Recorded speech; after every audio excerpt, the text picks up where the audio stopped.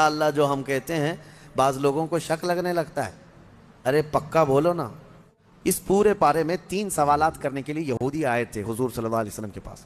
اب ایک بات میں بتاتا ہوں, یہ سورہ جو اتری ہے نا پوری, یہودی جو ہے ٹیسٹ لینے کے لیے آئے تھے کہ اللہ کے آخری نبی ہیں تو ہم کچھ ایسے سوالات کریں گے جن کے جواب عربوں کو تو نہیں معلوم تھے, عربوں کو نہیں معلوم, وہ صرف اہل کتاب جانتے تھے. وہ 3 سوالات کیا لے کر کے آئے تھے حضور صلی اللہ علیہ وسلم سے؟ انہوں نے کہا روح کس کو کہتے ہیں؟ روح جہاں معلوم ہے نا, ہے سب کے پاس ابھی. روح کس کو کہتے ہیں؟ دوسرا ان کا یہودیوں کا سوال تھا اصحاب کہف کون تھے اور کتنے تھے؟ یہ غار والے لوگ کون تھے اور کتنے تھے؟ یہ سوال انہوں نے لا کر کے پیش کیا. تیسرا سوال تھا ذوالقرنین کون ہے؟ حضور پاک صلی اللہ علیہ وسلم نے فرمایا جاؤ میں کل اس کا جواب دوں گا. اب سنو, یہ کس کے لیے؟ نبی رحمت سید الانبیاء کے لیے. سنو توجہ سے, جو بڑے ڈھیٹ سے کہتے ہیں نا, عام لوگوں کی بات کر رہا ہوں. رسول رحمت صلی اللہ علیہ وسلم نے یہودیوں سے کہا کہ کل آ جانا, میں بتا دوں گا. تو حضور کا یہ ارادہ تھا کہ آیتیں اتریں گی, وہی آئے گی تو میں اس سے جواب دوں گا. کوئی آیت نہیں آئی, کوئی وحی نہیں آئی. دوسرے دن یہودی آئے, حضور پاک صلی اللہ علیہ وسلم نے ان سے فرمایا کہ جاؤ میں اور کل بتاؤں گا.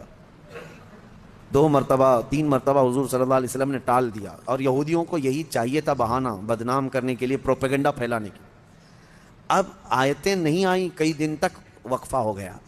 روز آیت آتی تھی, کبھی دن میں کئی مرتبہ آیتیں اترتی تھی, لیکن اتنا لمبا وقفہ ہو گیا. حضور اکرم صلی اللہ علیہ وسلم کے قلب اطہر پر یہ بات بہت گراں گزر رہی تھی کہ کیا ہو گیا. تب پھر اللہ تعالیٰ نے یہ سورہ تو اتاری, سورہ کہف, لیکن اس میں یہ فرمایا وَلَا تَقُولَنَّ لِشَيْءٍ إِنِّي فَاعِلٌ ذَلِكَ غَدًا. اے محبوب ہرگز یہ مت کہنا کہ کل میں یہ کر دوں گا. یہ اللہ تعالیٰ کو پسند نہیں ہے. اپنے رسول کو اللہ تعالیٰ فرما رہا ہے ہرگز یہ مت کہنا کہ کل میں یہ کر دوں گا, الا ان یشاء اللہ. جب بھی کہنا تو یوں کہنا اگر اللہ چاہے تو کروں گا. یہی ہے انشاءاللہ. انشاءاللہ جو ہم کہتے ہیں بعض لوگوں کو شک لگنے لگتا ہے. ارے پکا بولو نا. انشاءاللہ ہر پکی بات پہ بھی بولا جائے. ہاں یہاں ہمارے ہاں اس طرح کا رواج ہے. شروع میں ایسا تھا, ہم جو ہے مصر میں بس جا رہی تھی ہمارے جہاں جانا ہے کالج کلیہ پہ, نمبر بھی وہی ہے بس کا, لیکن شک ہو رہا تھا. تو بس کے ڈرائیور سے ہم نے پوچھا کہ یہ کلیہ جائے گی, مدینہ نصر جائے گی؟ اس نے کہا انشاءاللہ. تو منہ دیکھتے کھڑے رہ گئے.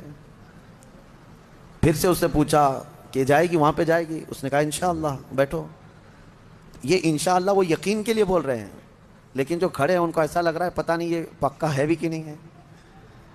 نعوذ باللہ, یہاں لوگوں نے بھی جو ہے اس طرح سے بنا لیا ہے کہ اگر ان کو ایسا لگتا ہے کہ ڈاواں ڈول ہے تو ہم یہ بول کے نکل جائیں. ٹھیک ہے, اگر آپ کو کسی معاملے میں شک ہے تب بھی کہو انشاءاللہ, لیکن جس معاملے میں یقین ہے اس میں بھی کہو انشاءاللہ. یقین ہے اس میں بھی کہو انشاءاللہ.